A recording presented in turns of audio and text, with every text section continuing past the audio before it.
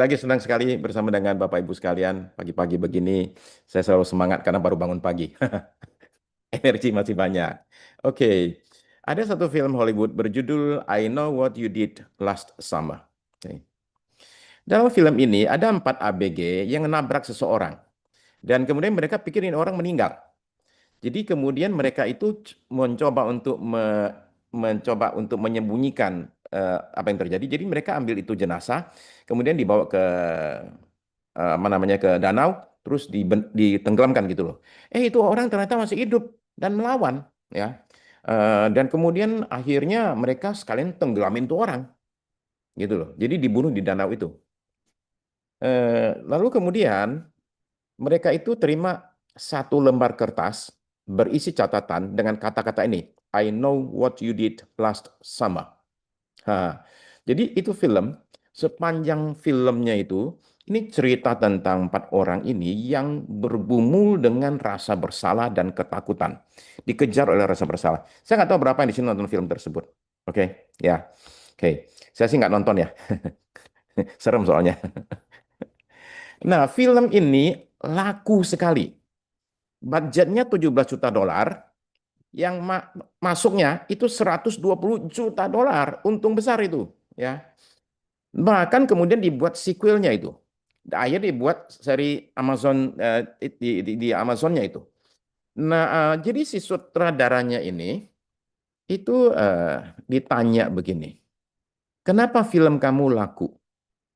Jawabnya begini, karena banyak orang merasa mengalami hal yang sama, yaitu pernah berbuat suatu kesalahan atau satu hal terlarang, satu hal rahasia, dan kemudian hidup dalam ketakutan dikejar oleh rasa bersalahnya. Makanya itu film laku karena menceritakan hidup banyak orang. Nah, dalam hidup kita memang kita sering kali itu terima catatan, bukan berupa kertas berisi I know what you did last summer, tapi kita sering kali punya catatan di sini. Di otak kita itu ada catatan tuh, kadang-kadang ada rekaman videonya tuh yang sering kali kita putar, ya, yang menyatakan soal kesalahan kita, kegagalan kita di tahun-tahun yang sudah lalu. Saya tahu benar akan hal ini. Kenapa? Karena selama bertahun-tahun saya itu punya kebiasaan puterin video di otak saya. Video apa itu? Video kesalahan dan kegagalan dalam hidup saya. Ya, saya lumayan konsisten soal ini ya. Oke, nggak pernah lupa saya ingatkan diri sendiri bahwa saya konyol. Itu terjadi bertahun-tahun. Nah, efeknya adalah begini, orang hidup dalam rasa bersalah dan dalam ketakutan.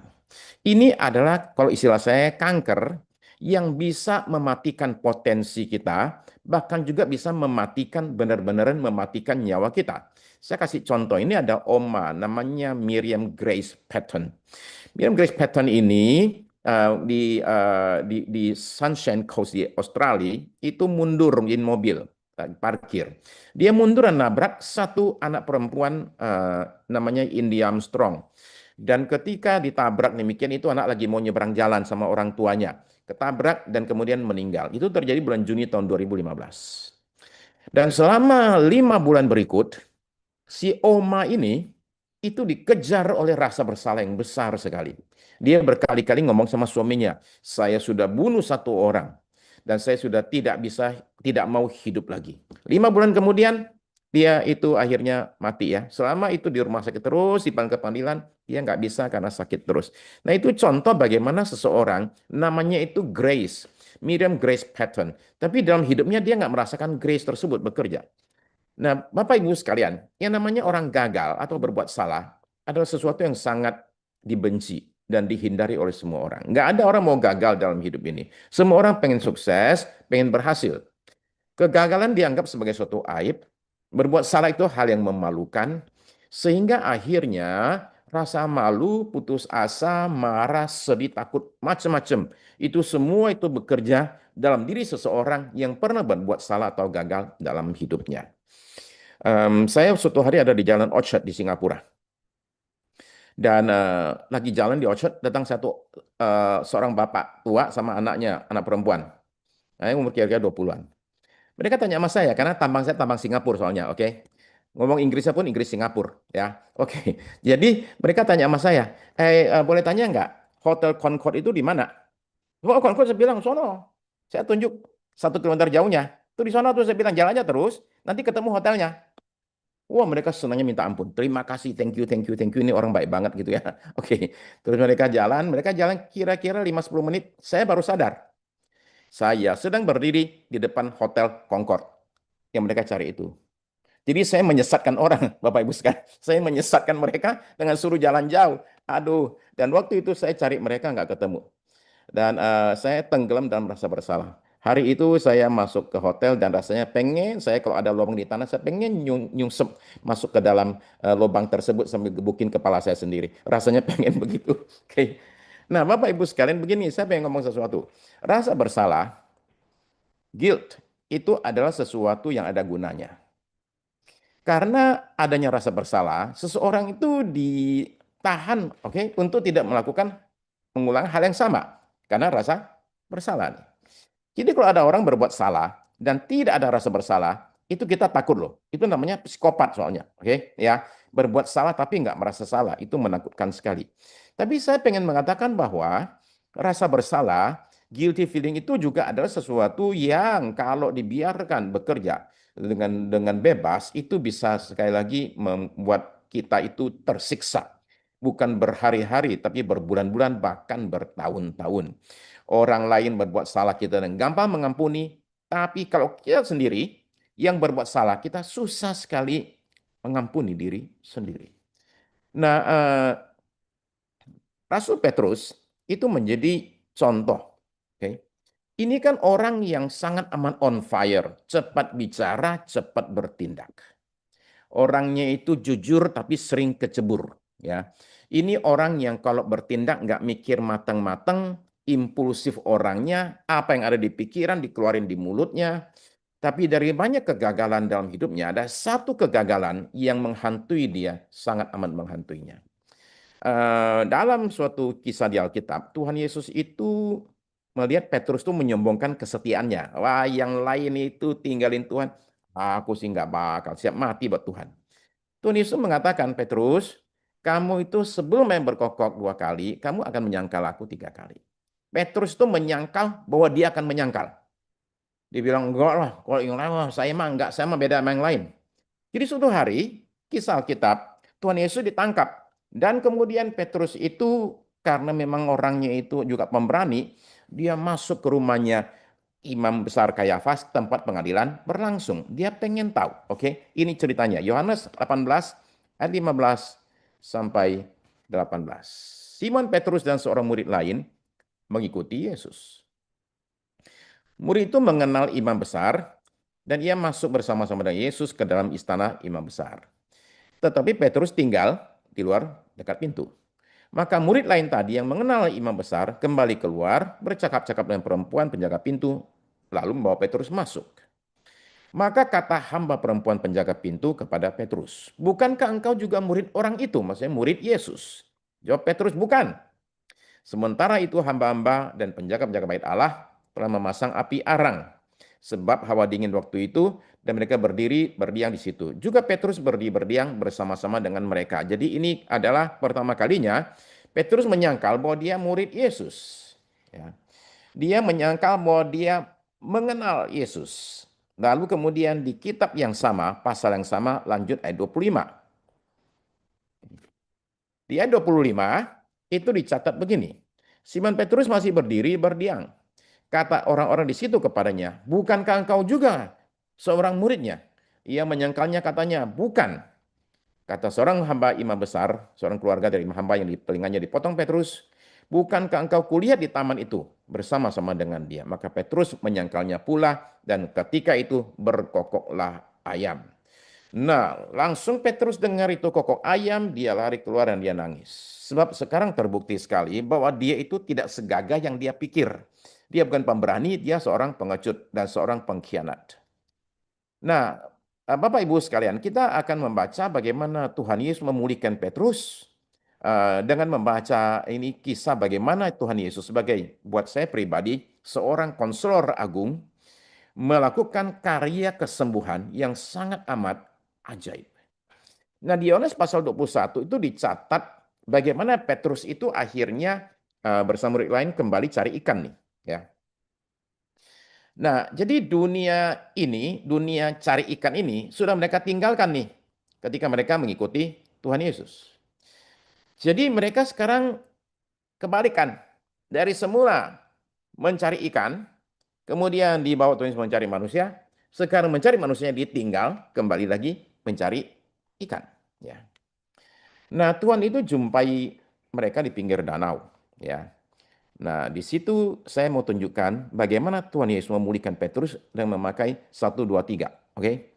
Satu, danau. Dua, api arang. Tiga, pertanyaan. Oke. Satu, danau. Mari kita lihat. Oke. Kalau ayatnya kita baca, ya, mereka dipanggil, Matius pasal 4. Dan ketika Yesus sedang berjalan menyusur danau Galilea, ia melihat dua orang bersaudara, yaitu Simon yang disebut Petrus dan Andreas, saudaranya. Mereka sedang menebarkan jala di danau sebab mereka penjala ikan. Yesus berkata kepada mereka, "Mari ikutlah aku dan kamu akan kujadikan penjala manusia." Lalu mereka pun segera meninggalkan jalannya dan mengikuti dia. Dan setelah Yesus pergi dari sana, dilihatnya pula dua orang bersaudara, yaitu Yakobus anak Zebedeus dan Yohanes saudaranya bersama ayah mereka Zebedeus, sedang bereskan jala di dalam perahu. Yesus memanggil mereka dan mereka segera meninggalkan perahu serta ayahnya lalu mengikuti dia. Oke, itu kejadian panggilan pertama. Nah, sekarang Tuhan Yesus itu muncul lagi di danau yang sama. Yohanes pasal 21 ayat 1. Kemudian Yesus menampakkan diri lagi kepada murid-muridnya di pantai Danau Tiberias dan ia menampakkan diri sebagai berikut. Oke. Jadi ini Danau Tiberias yang di Yohanes 21 dengan Matius 4 Danau Galilea itu sama saja, yaitu namanya itu Danau Genesaret lah, di kadang Tiberias, kadang Galilea. Ini bicara tentang danau yang sama nih, ya. Jadi ini suatu simbol. Tuhan itu ingin menegaskan bahwa panggilan mereka untuk jadi penjala manusia itu diteguhkan lagi, diulang lagi. Kenapa demikian? Karena mereka tadi saya katakan sudah tinggalkan dunia pelayanan, kembali jadi penjala ikan. Jadi sekarang Tuhan tegaskan sekali lagi, mereka dipanggil kembali, tinggalkan jalamu dan ikutlah aku. Diulang kembali panggilannya tersebut. Nah, jadi mereka itu meninggalkan Tuhan, tapi Tuhan tidak meninggalkan mereka, saudara-saudara sekalian. Nah, bagi Petrus pertanyaannya begini, apakah saya masih layak untuk dipakai sebagai alat Tuhan? Kalau teman-teman lain kan layak. Ya mungkin pada kabur sih, tapi aku ini parah nih. Aku ini seorang pengkhianat, ini pengkhianatan nih. Bisa nggak pengkhianat dipakai kembali? Nah, ini hal yang mengganggu banyak orang. Masih adakah kesempatan kedua untuk saya yang sudah berbuat kesalahan besar sekali? Oke, saya tunjukkan slide berikut pendeta John Gibson, doktor di bidang teologi dan hamba Tuhan. John Gibson pendeta di kota namanya Burlington atau apa gitu, oke, ya Burlington di daerah Mississippi. Gereja bagus, keluarga bagus, semua oke, ya dia juga dosen di sekolah Alkitab. Lalu kemudian pada bulan Juli tahun 2015 situs Ashley Madison itu dihack, diserang oleh hacker dan daftar nama anggotanya kemudian diambil. Ashley Madison adalah satu situs untuk orang yang pengen selingkuh. Oke. Maka mereka punya moto itu menakutkan sekali, ya. Yaitu mereka punya iklan seperti di kereta api di sini, life is short. Have an affair, ya. Jadi kemudian 32 juta nama plus alamat itu kemudian diunggah ke internet, diupload ke internet pada tanggal 18 Agustus tahun 2015. Di situ muncul nama pendeta John Gibson. 6 hari kemudian dia bunuh diri. Ya.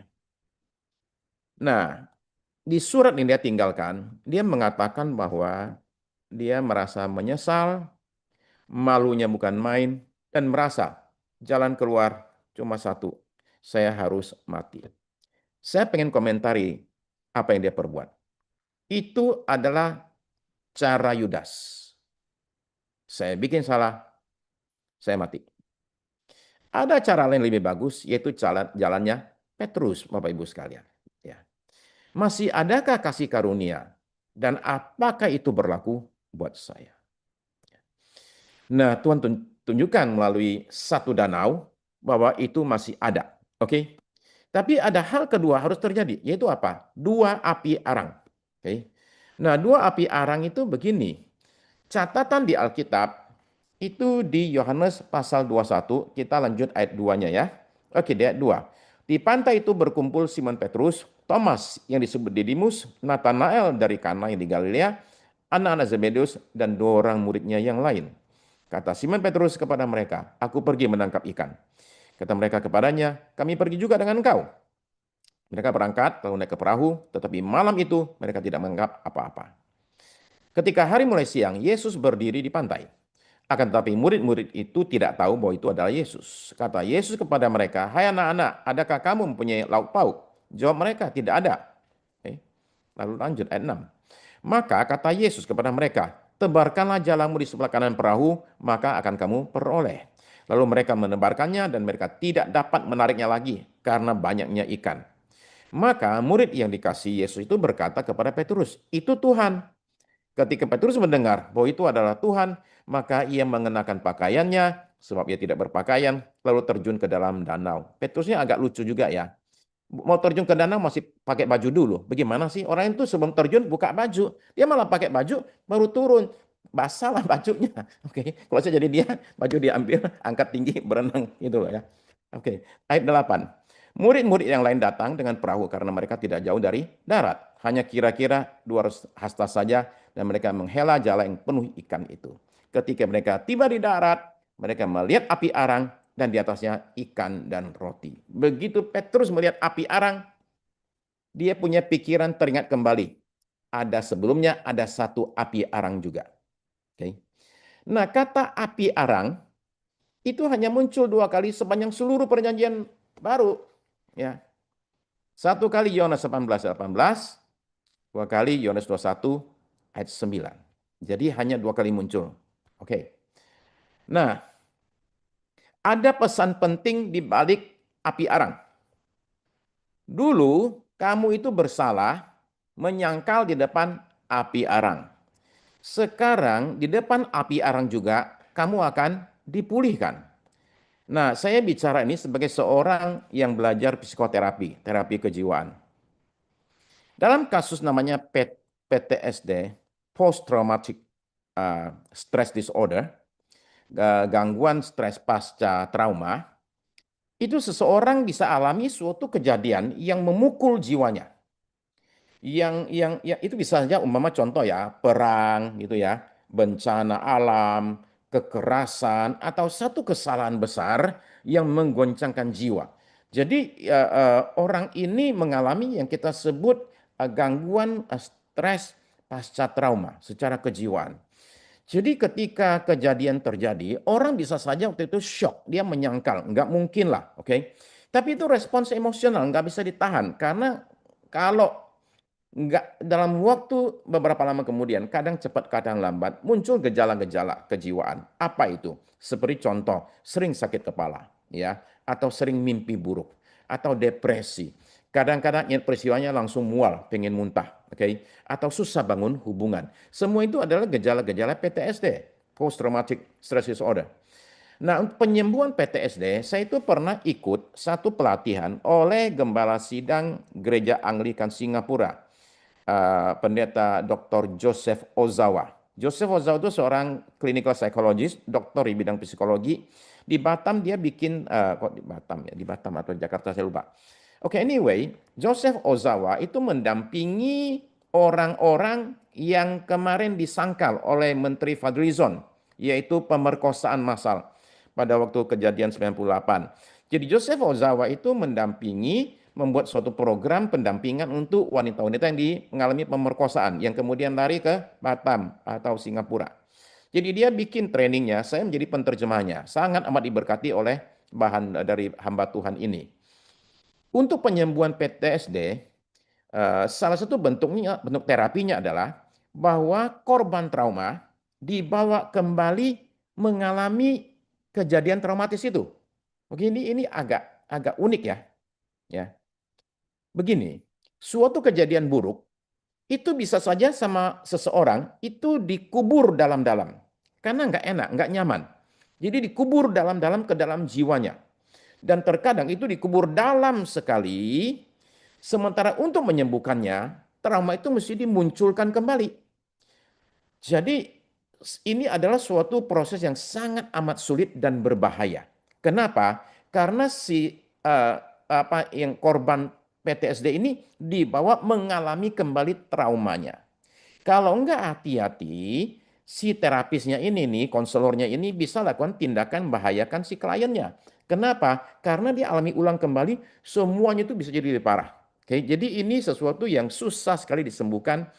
Tapi perhatikan ya, kuncinya adalah bahwa itu mesti dimunculkan kembali.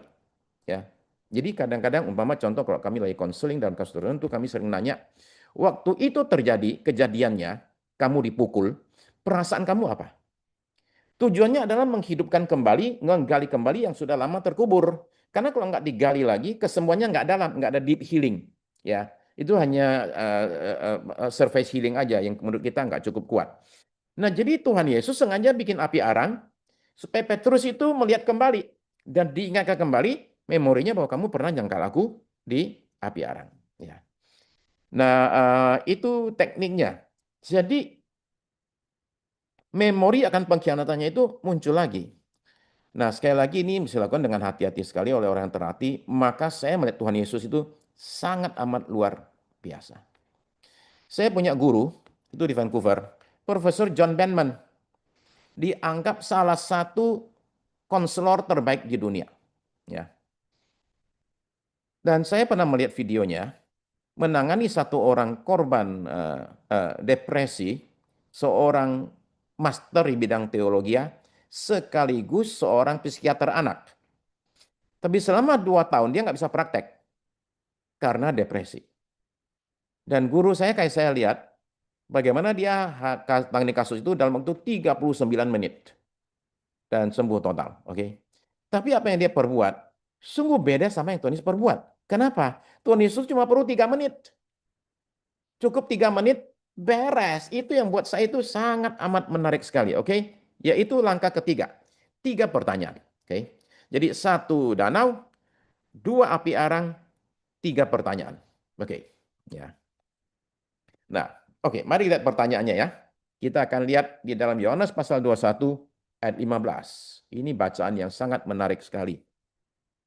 Sesudah sarapan, Yesus berkata kepada Simon Petrus, "Simon anak Yohanes, apakah engkau mengasihi aku lebih daripada mereka ini?" Oke, perhatikan jawabannya. Jawab Petrus kepadanya, "Benar Tuhan, engkau tahu bahwa aku mengasihi engkau." Kata Yesus kepadanya, "Gembalakanlah domba-dombaku."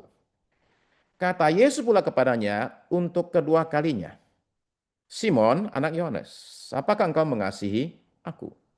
Jawab Petrus kepadanya, "Benar Tuhan, engkau tahu bahwa aku mengasihi engkau." Kata Yesus kepadanya, "Gembalakanlah domba-dombaku." Kata Yesus kepadanya untuk ketiga kalinya, "Simon anak Yohanes, apakah engkau mengasihi aku?" Maka sedih hati Petrus karena Yesus berkata untuk ketiga kalinya, "Apakah engkau mengasihi aku?" Dan ia berkata kepadanya, "Tuhan, engkau tahu segala sesuatu. Engkau tahu bahwa aku mengasihi engkau." Kata Yesus kepadanya, "Gembalakanlah dombaku." Oke. Aneh ya. Tapi perhatikan ya, dari segi ilmu konseling, ini hebat sekali. Pertanyaan yang sama diajukan 3 kali. Itu hebat itu, oke. Saya pernah di rumah dibawa bawakan satu orang yang mahasiswa kedokteran tingkat akhir. Dia itu dibawa ke saya karena dia memakan firman. Makan firman, maksudnya dia makan Alkitab. Beneran makan, Alkitabnya disobek, terus dia makan. Oke, ya. Nah, saya nggak tahu dia makan kitab apa, pasal apa, oke, nggak tahu. Yang jelas orang tuanya bawa dia pergi ke psikiater lah, oke, dan dinyatakan sebagai orang gila. Oke. Setelah 5 tahun di panti, dibawa ke saya. Siapa tahu Pak Pendeta bisa menolong. Oke. Saya mulai dengan satu set pertanyaan. Bagaimana keadaan di panti? Dia jawab, biasa aja. Saya tanya lagi, gimana keadaan di rumah? Biasa aja. Gimana keadaan kamu sendiri? Biasa aja. Papa, mama, adik, semua pertanyaan saya, apapun pertanyaannya, konsisten jawabannya, biasa saja. Setelah setengah jam saya kehabisan bahan. Saya tanya lagi, gimana keadaan di panti? Dia konsisten, dia jawabnya sama lagi. Biasa saja. Gimana keadaan papa? Biasa aja. Adik biasa aja, mama biasa aja, keadaan biasa aja. Semua dijawab biasa saja. Itu orang konsistennya bukan main. Ya, sekalipun dia ada gangguan ya. Oke, konsisten. Setelah setengah jam lagi, saya kan habis pertanyaan saya. Apa yang saya perbuat? Saya tanya sekali lagi, gimana keadaan di panti? Kalau saudara waktu itu nonton, saudara akan bingung, yang gila yang mana? Konselornya apa yang dikonseling? Ini sudah tahu orang gila, nanya sama, ditanya pula ketiga kali. Saya tanya, gimana keadaan di panti? Dan orang itu yang semula duduknya itu lemas-lemas biasa aja, mendadak berdiri, lihat ke saya terus bilang gini, nanya udah 3 kali tahu nggak? Lo bisa ngitung, oke? Saya turun ke bawah, kata sama mamanya, Bu, ada harapan. Ternyata nggak gila. Buktinya apa? Satu, masih bisa marah. Dua, bisa jawab, bisa ngitung. Saya bilang, berarti nggak gila, oke? Jadi saya usulin dia langkah-langkah supaya anak tersebut stresnya hilang. Rupanya itu bukan gila, itu cuma stres gara-gara dipaksa sekolah dokter. Itu aja sih. Ya. Nah, oke, jadi nanya 3 kali, jangan main-main ya. Oke, itu ilmunya Tuhan Yesus tinggi sekali, luar biasa. Oke, nah sekarang perhatikan ya pertanyaannya. Oke, satu, Simon anak Yohanes, apa engkau mengasihi aku lebih daripada mereka ini? Oke. Nah, ketika Petrus itu ditanya itu, jawabannya itu agak kurang sinkron. Oke, jawabannya itu ngambang. Ya, benar Tuhan dia bilang kan. Ya, benar Tuhan. Tapi saudara perhatikan ya ayatnya ya, kalau saudara baca ya. Oke. Benar Tuhan, engkau tahu bahwa aku mengasihi engkau. Tapi dia nggak bilang, lebih daripada mereka ini. Ini orang sudah mulai berubah. Kalau dulu sebelum menyangkal dia bilang, saya beda sama yang lain, saya lebih tinggi. Mereka mah kabur, saya mah nggak kabur. Sekarang dia terpaksa ditanya begini, kamu benar nggak sayang aku lebih daripada mereka semua? Dia nggak pernah bilang lebih daripada mereka. Dia bilang, aku sayang Tuhan, aku cinta Tuhan, aku mengasihi Tuhan. That's it. Oke. Jadi ada yang nggak sinkron. Oke. Cuma ini orang sekarang menunjukkan pertobatan dan kerendahan hati. Enggak lagi bilang gue beda sama yang lain. Enggak. Oke. Lalu kemudian ditanya lagi. Oke. Ya. Adakah engkau mengasihi aku? Oke. Ya. Dia jawab lagi lah. Oke. Nah. Perhatikan saudara sekalian ya. Kenapa Tuhan Yesus itu bertanya? Bukankah dia sudah tahu jawabannya? Di Alkitab, Tuhan Yesus mengajukan sekitar 335 pertanyaan. Oke. Dia bertanya bukan karena dia perlu informasi. Ini perlu ditekankan ya. Kalau di Alkitab Allah bertanya bukan karena dia lagi bingung dan perlu informasi. Kok bisa gitu ya? Saya coba tanya sama Adam deh. Enggak begitu. Jadi pertanyaan-pertanyaan Tuhan Yesus itu adalah pertanyaan untuk supaya orang introspeksi. Orang melihat ke dalam atau memberi kesempatan untuk orang curhat, saudara sekalian. Ya. Jadi sebenarnya begini, bukan Tuhan Yesus yang perlu tahu jawabannya, tapi Petrus sendiri yang perlu mendengar jawabannya. Ya. Ini sesuatu yang sekali dunia konseling itu luar biasa sekali. Kadang-kadang kita ini sudah tahu juga, kita masih nanya juga tuh. Udah tahu jawabannya, nanya juga. Kenapa? Karena kita pengen dia dengar jawabannya tersebut. Ya. Nah, jadi saudara-saudara sekalian, Petrus itu perlu mendengar pengakuannya sendiri 3 kali. Karena dia menyangkal 3 kali, 3 kali juga dia dipulihkan, disembuhkan. Oke? Ya. Nah, tapi jawaban terakhirnya itu menunjukkan beda sama yang jawaban 1 dan 2. Yaitu bedanya apa? Tuhan, engkau tahu segala sesuatu. Engkau tahu. Jadi di sini sudah bicara bukan lagi dari mulut. Kadang-kadang orang ngomong itu dari mulut. Ya, sayang, sayang, sayang. Tapi ketiga kali dia sudah dari hati. Tuhan, engkau tahu benar. Aku ini benar, sayang Tuhan. Itu saja. Jadi dengan demikian secara simbolik, Petrus alami pemulihan. Oke? Ya, jadi 1 danau, 2 api arang, 3 pertanyaan. Nah sekarang respons kita, saudara sekalian. Saya usul ada 3 hal yang harus diperbuat. Seseorang yang pernah berbuat salah, respons kita terhadap tawaran pemulihan Tuhan bagaimana? Oke, 1. Langkah 1 adalah seorang itu perlu mengalami suatu pertobatan yang sungguh-sungguh dan minta ampun kepada Tuhan. Tanpa pertobatan tidak ada pemulihan, tidak ada pengampunan. Oke. Nah, di Mazmur 32 ayat 5, Daud itu menulis begini tentang pengakuannya. Dosaku kuberitahukan kepadamu dan kesalahanku tidaklah kusembunyikan. Aku berkata, aku akan mengaku kepada Tuhan pelanggaran-pelanggaranku dan kau mengampuni kesalahan karena dosaku. Jadi Tidak ada. Oke, saya lanjut lagi ya. Oke, yang berikutnya adalah 2 Samuel pasal 12 ayat 13, yaitu uh, pengakuan di hadapan manusia. Oke. Kalau tadi kan pengakuan kepada Tuhan, Mazmur 32. Ini sekarang kepada manusia. Lalu berkatalah Daud kepada Nathan, aku sudah berdosa kepada Tuhan. Dan Nathan berkata kepada Daud, Tuhan telah menjauhkan dosamu itu, engkau tidak akan mati. Walaupun demikian, karena engkau dengan perbuatan telah sangat menista Tuhan, pastilah anak yang lahir bagimu itu akan mati. Perhatikan ya, ketika orang membuat suatu pengakuan pertobatan, tidak ada penjelasan panjang lebar kenapa saya berbuat. Enggak. Oke, saya dosa. Udah. Tidak ada upaya membela diri, tidak ada menyalahkan orang lain, tidak ada bela diri, yang ada cuma suatu pengakuan murni, saya salah, that's it. Pengakuan bukan hanya kepada Tuhan, tapi juga kepada manusia. Kenapa mesti mengakui kepada manusia? Karena begini, saudara sekalian. 1 Yohanes 1 ayat 9, itu ada ayat bunyi begini.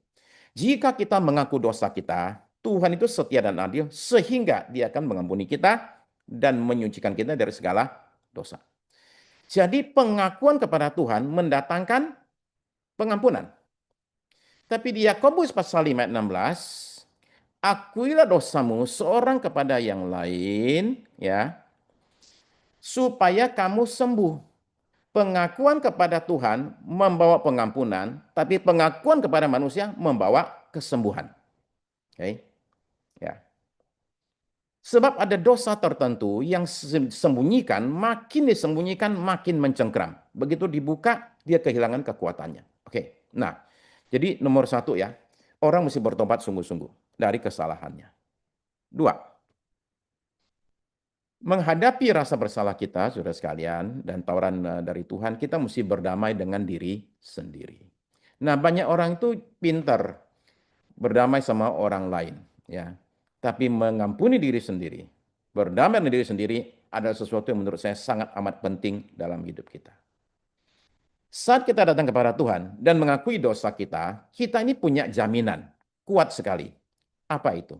Jaminan bahwa pasti akan diampuni. Ya. Suatu hari saya lagi bicara di satu retret anak muda di Puncak di Bogor. Jam 6 sore saya dipanggil oleh panitia. Ada satu orang yang mereka nggak bisa handle, hadapi. Minta tolong saya. Saya ada duduk dia anak muda di pinggir jurang. Jurangnya lumayan dalam. Dan anak muda tersebut itu lagi nangis. Ketika saya cek, cerita yang menyedihkan sekali. Umur 9 tahun, dia alami pelecehan seksual oleh omnya sendiri. Sejak hari itu dia menjadi gay. Ya, waktu itu dia umur 13 tahun.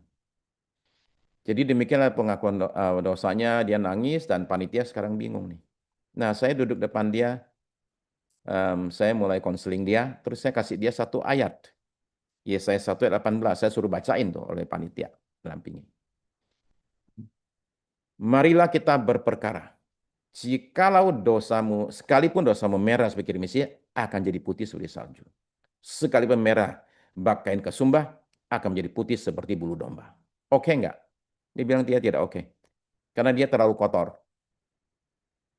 Lalu saya bawa dia ke ayat berikut. Yang tadi, 1 Yohanes 1 ayat 9. Jika kita mengaku dosa kita. Itu dia terima. Oke.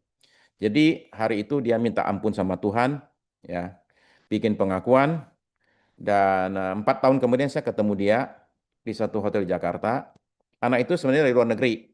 Pulang itu orang tuanya mau pulang kampung, mampir di retret, kemudian balik lagi ke luar negeri. Tapi 4 tahun kemudian saya ketemu di Hotel Kempinski, di mana dia cerita bahwa sejak hari itu dia sudah lepas dari semua kegiatan gay, dia sudah nggak berbuat dosa lagi, dia sekarang karena saya ke pacarnya seorang wanita. Oke. Jadi begini, minta ampun kepada Tuhan mendapat namanya pengampunan. Minta ampun mengaku pada manusia itu dapat yang namanya kesembuhan. Oke. Jadi kita kalau minta ampun sama Tuhan, diampuni nggak? Diampuni. Masalahnya adalah begini loh. Kenapa kita yang sudah diampuni oleh Tuhan masih harus dihukum lagi, bukan oleh orang lain, tapi oleh diri sendiri. Disiksa oleh diri sendiri. Kenapa kita mengangkat diri kita sebagai hakim dan menghakimi diri kita sendiri? Bukankah itu berarti kita mau jadi Tuhan? Kata Mazmur 32 ayat 1 bagian B. Berbahagialah orang yang diampuni pelanggarannya, yang dosanya ditutupi. Berbahagia sekali orang diampuni dosanya oleh Tuhan. Dosanya ditutupi. Ya, dosanya dihapus oleh darah Kristus. Jadi Tuhan sudah mengampuni kita, saudara-saudara sekalian. Kenapa kita nggak bisa mengampuni diri kita sendiri? Ya. Pendeta John Gibson yang tadi saya cerita bunuh diri tersebut, itu dibuat seri ya di Netflix ya. Oke. Sekalipun itu yang bikin bukan orang Kristen ya. Jadi angle-nya itu beda. Cuma itu belak-belakan aja, brutal. Oke. Di situ istrinya itu mengatakan bahwa apa yang dia lakukan, pelanggaran yang dilakukan oleh suami saya adalah pelanggaran yang sangat amat bisa kita ampuni. Sangat amat bisa. Tapi dia tidak bisa mengampuni dirinya sendiri. Itu problemnya. Dan dia merasa saya pakai saja jalan Yudas. Ya. Nah, saudara-saudara sekalian, perhatikan Yusuf dan saudara-saudaranya. Yusuf sudah mengampuni saudara-saudaranya, tapi saudara-saudaranya nggak bisa ampuni diri sendiri. Hidup dalam ketakutan. Waktu papa meninggal, mereka kirim utusan. Ya. Oke, mari kita baca Kejadian 50 ayat 15. Ketika saudara-saudara Yusuf melihat bahwa ayah mereka telah mati, berkatalah mereka, boleh jadi Yusuf akan mendendam kita dan membalaskan sepenuhnya kepada kita segala kejahatan yang telah kita lakukan kepadanya. Perhatikan ya, mereka masih ingat banget kita dulu berbuat jahat sama adik kita ini. Ya, masih ingat terus. Itu mengganggu mereka, menteror mereka. Sebab itu mereka menyampaikan pesan ini kepada Yusuf. Sebelum ayahmu mati, ia telah berpesan. Beginilah harus kamu lakukan katakan kepada Yusuf. Ampunilah kiranya kesalahan saudara-saudaramu dan dosa mereka. Sebab mereka telah berbuat jahat kepadamu. Maka sekarang ampunilah kiranya kesalahan yang dibuat hamba-hamba Allah ayahmu. Menangislah Yusuf ketika orang berkata demikian kepadanya. Kenapa dia menangis? Sedih dia lihat mereka. Kasihan dia lihat mereka. Hidup dalam ketakutan yang sebenarnya tidak perlu sama sekali. Ya. Nah, lalu kemudian yang berikut kita baca ayat yang ke-18. Ya. Ayat 19 kita baca kata Yusuf ya. Tapi Yusuf berkata kepada mereka, janganlah takut, sebab aku nikah pengganti Allah. Memang kamu telah mereka-rekakan yang jahat terhadap aku, tetapi Allah telah mereka-rekannya untuk kebaikan dengan maksud melakukan seperti yang terjadi sekarang ini, yakni memelihara hidup suatu bangsa yang besar. Perhatikan ya, ini orang ini luar biasa. Apa itu? Angle pandangannya berubah, persepsinya berubah. Yang saya alami bukan kalian berbuat jahat. Yang saya alami adalah Tuhan memakai kalian untuk membawa saya datang ke Mesir. Itu terjadi perubahan besar sekali dari cara pandangnya yang membuat dia bisa mengampuni orang dan kemudian dia bisa lepas dari kepahitan. Jadi janganlah takut, aku akan menanggung makanmu dan makan anak-anakmu juga. Demikianlah ia menghiburkan mereka dan menenangkan hati mereka dengan perkataannya. Dengan cara itu dia menghibur mereka, menguatkan mereka. Oke. Jadi saudara-saudara Yusuf, ketakutan bukan karena diancam Yusuf, tapi dituduh oleh hati nurani yang terus-menerus mengganggu mereka. Oke. Saudara tahu nggak saya malam itu habis saya kasih menyesatkan orang itu, oke? Saya setengah hari itu makan susah. Saya masuk ke kamar hotel dan kemudian saya berdamai dengan diri saya sendiri. Saya menyadari bahwa saya adalah orang yang punya kelemahan, saya orang yang bisa berbuat salah. Saya jangan berharap saya sempurna dan jadi Tuhan, itu aja. Saya mesti rendahkan hati saya, rendahkan diri saya, mengatakan Tuhan, aku ini minta ampun, orang itu aku kasih jalan yang salah, dan aku nggak bisa ketemu lagi, tapi aku minta ampun sama Tuhan. Saya mesti belajar merendahkan diri saya. Kalau enggak, saya angkat diri saya jadi Tuhan yang menghukum orang, terutama diri sendiri. Saudara sekalian, yang terakhir, poin saya yang terakhir adalah begini. Respons manusia ketika dia mau dipulihkan oleh Tuhan adalah pertobatan sungguh-sungguh, berdamai dengan diri sendiri. Nomor tiga, dia mesti lihat ke depan kepada rencana Tuhan buat hidupnya. Karena kita baca di Matius 4 ayat 8 itu kan Tuhan Yesus mengatakan, ikutlah aku maka kamu kujadikan penjala manusia. Ya, itu. Nah, setelah Petrus dipulihkan, Tuhan Yesus ucapkan satu hal yang penting di Yohanes 21 ayat yang ke 18. Aku berkata kepadamu, sesungguhnya ketika engkau masih muda, engkau mengikat pinggangmu sendiri dan engkau berjalan kemana saja kau kehendaki. Tetapi jika engkau sudah menjadi tua, engkau akan mengulurkan tanganmu dan orang lain akan mengikat engkau dan bawa engkau ke tempat yang tidak kau kehendaki. Dan hal ini dikatakannya untuk menyatakan bagaimana Petrus akan mati dan memuliakan Allah. Sudah mengatakan demikian, ia berkata kepada Petrus, ini kata-katanya, ikutlah aku. Ini kata-kata persis di Matius 4 ayat 19. Mari ikutlah aku. Sekarang dipanggil lagi, ikutlah aku. Jadi Tuhan Yesus, saudara sekalian, akhirnya memulihkan Petrus. Dan kita juga diminta untuk supaya mengikuti jalan ini. Saudara-saudara, kalau saya tanya saudara, pernah nggak berbuat konyol, berbuat gagal? Ya, uh, kalau ada yang mengatakan saya nggak pernah berbuat salah dalam hidup saya, kita mau doakan saudara supaya sembuh dari kebutaannya. Udah salah nggak lihat lagi. Oke. Ya. Saudara terkasih, begini loh. Intinya adalah jangan berkutat pada kegagalan. Oke. Tinggalkan kegagalan dan bergerak maju, move on. Fokus pada apa yang baik yang masih ada, ya. Fokus pada rencana Tuhan yang tidak pernah batal dalam hidup manusia. Kecuali kalau kita meninggalkannya, saudara sekalian. Orang-orang sukses bukanlah orang yang tidak pernah gagal. Orang-orang ini hanya tidak terbenam dalam kegagalan. Tapi mereka jadikan kegagalan sebagai pemacu untuk mereka bergerak maju dan mencapai keberhasilan. Kita boleh pilih jalan Yudas atau jalan Petrus. Jalan Yudas menuju kepada kehancuran, jalan Petrus menuju kepada pemulihan.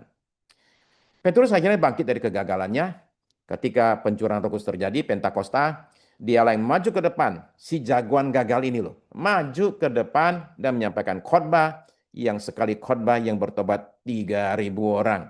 Nah, tuh gimana tuh? Si orang gagal ini sekali khotbah 3.000 orang bertobat. Bahkan nanti suatu hari kita sampai di sorga, kita akan menemukan nama Petrus ada di situ, saudara sekalian. Wahyu 21 ayat 14. Dan tembok kota itu mempunyai 12 batu dasar dan di atasnya tertulis ke-12 nama ke-12 rasul anak domba itu. Petrus namanya abadi di sorga, saudara sekalian.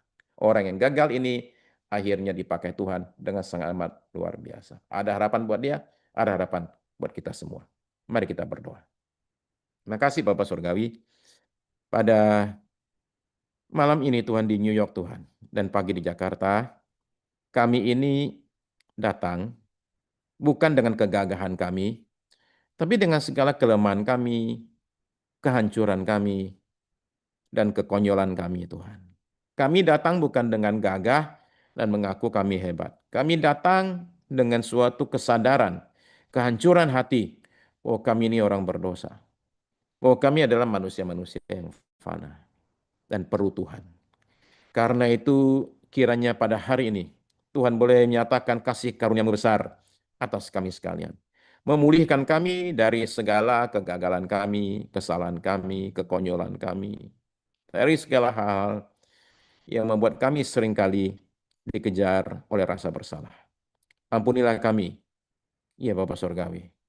Darah Yesus menguduskan kami, darah Yesus menyucikan kami, membasuh kami semua. Tuhan bawalah kami untuk kami boleh mengampuni diri kami sendiri, Tuhan. Kami tidak ingin menjadi Tuhan, kami nggak ingin hidup berkelahi dengan diri sendiri. Tapi hari ini kami memutuskan untuk mengampuni diri kami sendiri dan berdamai dengan diri kami sendiri. Kami manusia lemah, perlu Tuhan, dan kami mengakui ini ya Tuhan. Terima kasih Tuhan Yesus, dan kiranya Tuhan berkenan menyatakan sekali lagi panggilan-Mu buat kami sekalian kepada apa yang Tuhan inginkan terjadi atas hidup kami. Terima kasih dalam nama Tuhan Yesus Kristus. Kami berterima kasih. Amin.